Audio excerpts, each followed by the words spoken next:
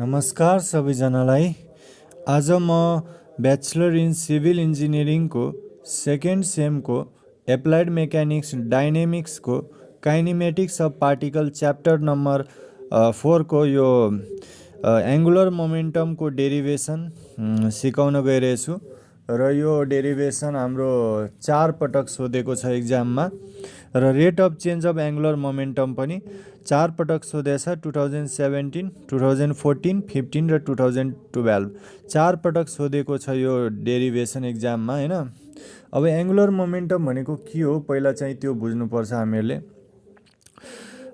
अब moment of linear momentum mb with respect to origin is called angular momentum.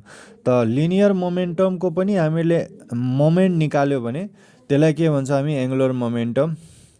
त यसमा फिगरमा हामी हेरिरहेछौँ यो चाहिँ ओरिजिन हो र यतातिर हाम्रो एक्स एक्सिस छ र यतातिर हाम्रो के छ वाइ एक्सिस छ।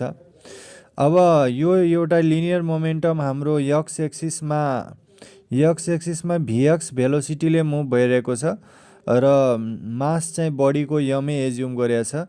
त लिनियर मोमेन्टम एक्स एक्सिसमा के छ यम इन्टु भिएक्स भेक्टर र वाइ एक्सिसमा हाम्रो लिनियर मोमेन्टम भनेको यम इन्टु भिवाई भेक्टर हुन्छ। अब मोमेन्टम भनेको त पीले रिप्रेजेन्ट गर्छौँ मास इन्टु भेलोसिटी हुन्छ हैन। मोमेन्टम भनेको मास इन्टु भेलोसिटी हुन्छ र एक्स एक्सिसमा भेलोसिटी भिएक्स एज्युम गरेको छ र वाइ एक्सिसमा भिवाई भेक्टर र डिस्टेन्स अब हेरौँ त डिस्टेन्स एज्युम गरेको छ यहाँदेखि यहाँसम्म हाम्रो एक्स डिस्टेन्स र यहाँदेखि यहाँसम्म डिस्टेन्स वाइ हैन। अब वाइ एक्सिसमा त वाइ डिस्टेन्स नै हुन्छ र एक्स एक्सिस यो लाइन हाम्रो के छ एक्स एक्सिससँग प्यारलल छ त्यही भएर एक्स डिस्टेन्स एज्युम गरेको छ र यो लाइन जुन छ वाइ एक्सिससँग प्यारलल छ त्यही भएर यो वाइ डिस्टेन्स एज्युम गरिएको छ।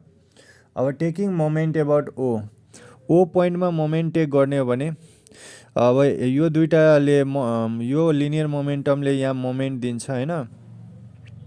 त यो मोमेन्ट अफ मोमेन्टम भनेको के हो त लिनियर मोमेन्टम भनेको त एङ्गुलर मोमेन्टम हो। त यो मोमेन्टले गर्दा यो पोइन्टमा कति मोमेन्ट दियो त्यो भनेको के हो त एङ्गुलर मोमेन्टम हामीलाई दिन्छ। त यो पोइन्टमा हामी मोमेन्ट निकाल्न गइरहेछौँ summation of M naught means के हुन्छ अब यो यम इन्टु भिएक्सले यो पोइन्टमा कस्तो किसिमको मोमेन्ट दिन्छ हामीहरूले बुझ्नुपर्छ।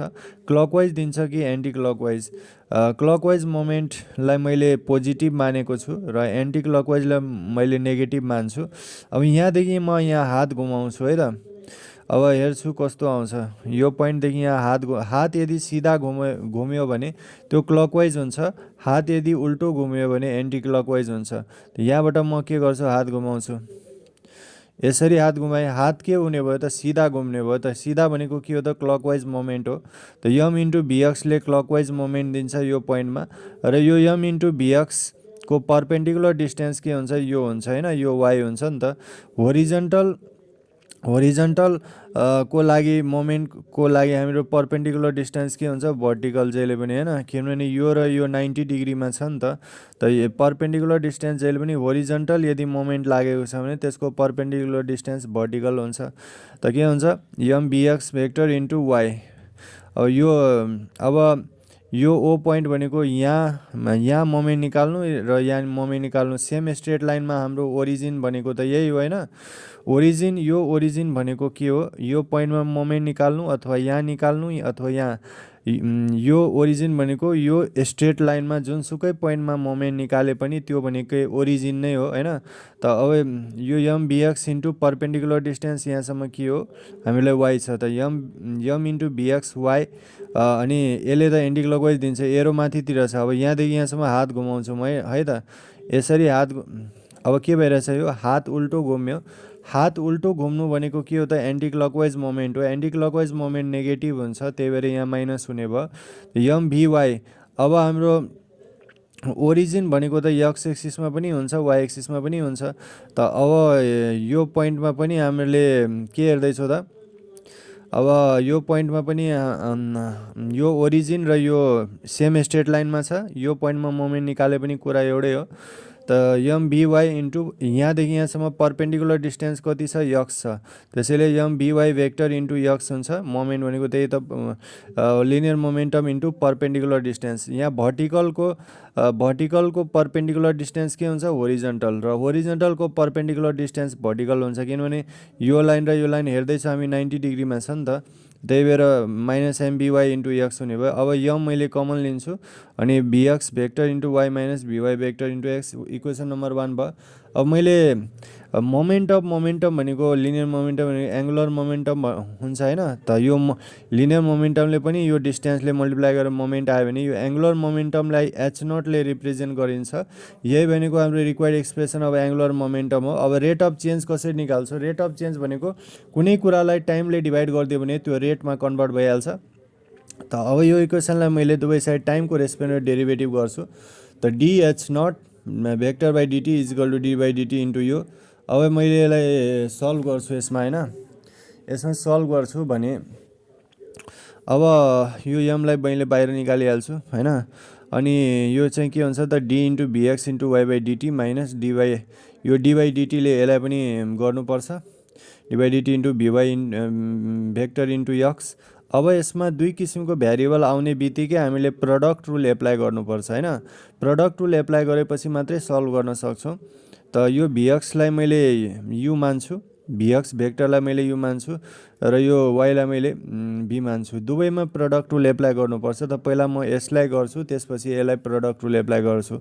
दुवैमा एकैपटक एप्लाई गरेपछि बुझ्न सजिलो, बुझ्न चाहिँ गाह्रो हुन्छ स्टुडेन्टहरूलाई, त्यही भएर म यसलाई प्रडक्ट रुलको फर्मुला हाम्रो के हुन्छ U D V by D T plus V D U by D T होइन।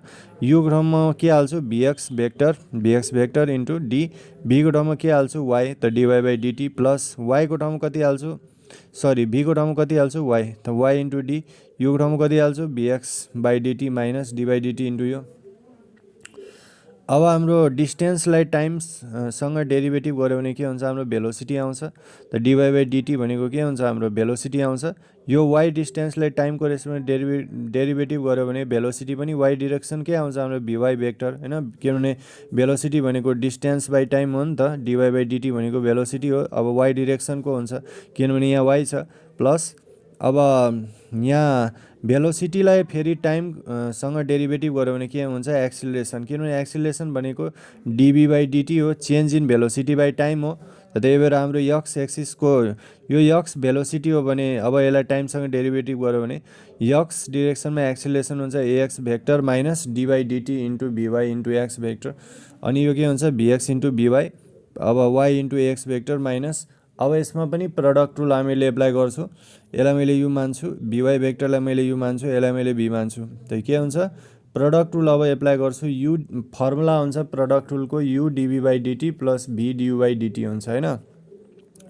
यो फर्मुला नै हो प्रडक्ट रुलको। अब युको ठाउँमा अब हामीले कति हालिहाल्छौँ, युको ठाउँमा अब हामीले हालिहाल्छौँ भिवाई भेक्टर अनि डी, भीको ठाउँमा कति हाल्छु X D X by D T plus भीको ठाउँमा हामीले कति हालिहाल्छौँ यक्स अनि डी, वाईको ठाउँमा हामीले कति यो भी हो क्या होइन, यो यु हो, युको ठाउँमा मैले भिवाई भेक्टर बाई डिटी। अब हाम्रो के हुन्छ V X vector into V Y vector plus Y into X bar minus के हुन्छ अब भिएक्स भेक्टर इन्टु, अब डिस्टेन्सलाई टाइमसँग डेरिभेटिभ गऱ्यो भने भेलोसिटी दिन्छ। अब कुन डिरेक्सनको भेलोसिटी, त यहाँ यक्स डिरेक्सनको गर्दैछु, त यक्स डिरेक्सनको भेलोसिटी अटोमेटिकली आउँछ यहाँ, अनि यक्स अब फेरि डिभी बाई डिटी आयो।